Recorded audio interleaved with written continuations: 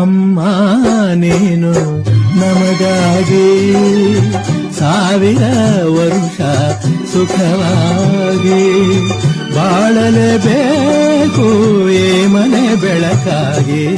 ಅಮ್ಮ ನೀನು ನಮಗಾಗಿ ಸಾವಿರ ವರುಷ ಸುಖವಾಗಿ ಬಾಳಲೇಬೇಕು ಈ ಮನೆ ಬೆಳಕಾಗಿ.